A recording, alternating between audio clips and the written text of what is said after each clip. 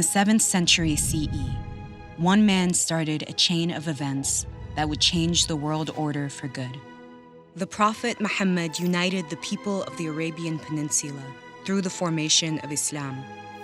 These people included both nomadic Bedouin tribes and the inhabitants of oasis cities like Mecca and Medina. Until Muhammad's time, the region hadn't been considered a serious match for the powerful neighboring Persian and Byzantine empires. But the alliance Muhammad formed was political as well as religious, an empire with Medina as its political heart and a force to be reckoned with. Muhammad was a one-of-a-kind leader. He had been a member of the Quraysh, the tribe that controlled Mecca. After Muhammad's death, those close to him deliberated who should succeed him, a contentious question. Abu Bakr, Muhammad's father-in-law, emerged victorious and became the new caliph, or successor. Over the next 30 years, 4 caliphs, all from Muhammad's tribe, conquered vast areas beyond Arabia, including their mighty neighbors, the Persians and the Byzantines. But as the empire expanded, dissent within it grew, and a civil war erupted. The 4th caliph, Ali, was assassinated. Afterwards, the Umayyad dynasty came to power. The Umayyads were from the same tribe as Muhammad, but from a different rival clan. They extended the empire's reach from present-day Spain to India and made Damascus their capital. But an empire this vast, full of many different peoples, was at risk of conflict and fracture. The Umayyads stabilized it by replacing the ruling elite in conquered territories with Muslim officials, while largely allowing the day-to-day customs of local populations, including their religious preferences, to continue. Arabic was used as the administrative language, unifying political affairs across the empire, but people continued to speak and write local languages too. Still, many in the empire were dissatisfied with Umayyad rule and questioned the dynasty's legitimacy.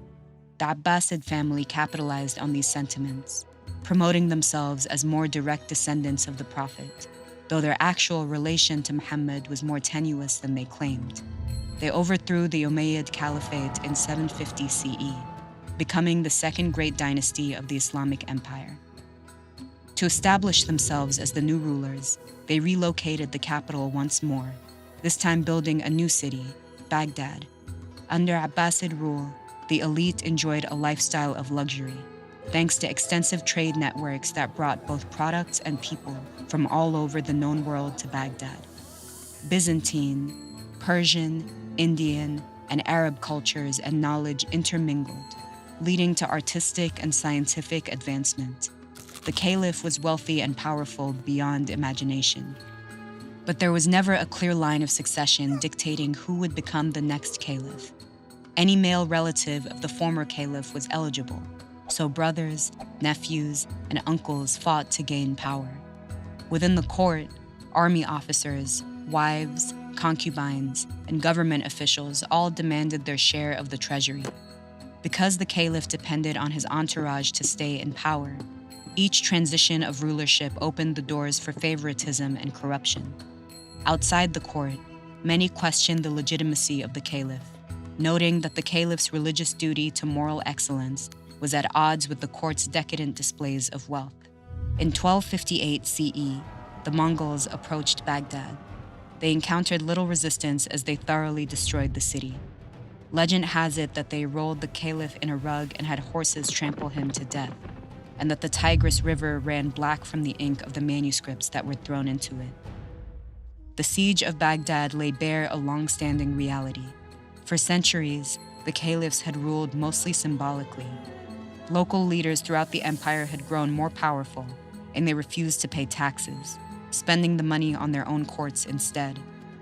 The time of one united Islamic empire was over, but its influence, through written and spoken Arabic, Islam, and the ideas of its greatest intellectuals, left a lasting mark on the world.